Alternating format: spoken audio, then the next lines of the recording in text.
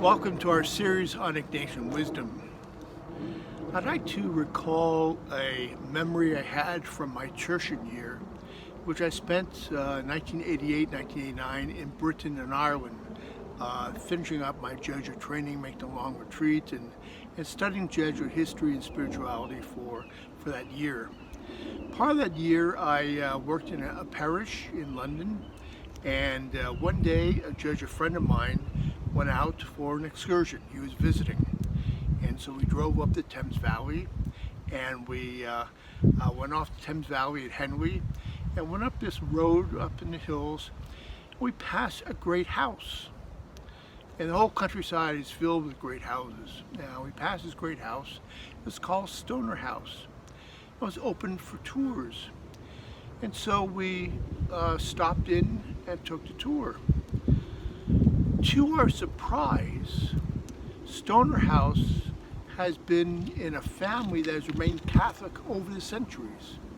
That Mass has been celebrated in that house every day for hundreds of years, even through the Reformation times.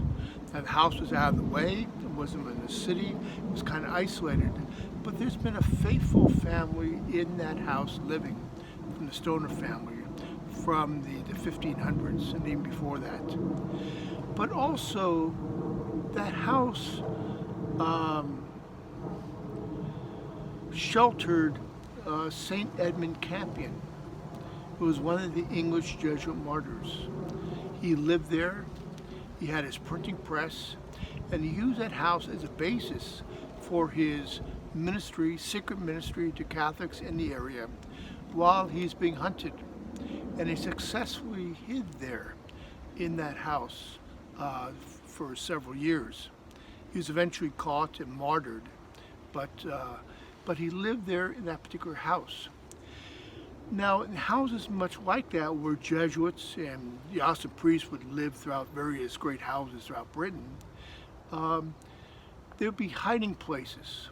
And this particular house, we were shown what they call some priest holes, or places where they were built within walls, false walls, etc., different parts of the house, where when danger approached, the priest would live until the danger passed. The builder of many priest holes was a Jesuit brother by the name of Nicholas Owen, and he's now a saint. He was the one who built those priest holes, and they were never discovered by authorities, even though they tried to discover them, but they're so well hidden. But Nicholas Owen is now canonized. Now he's martyred eventually.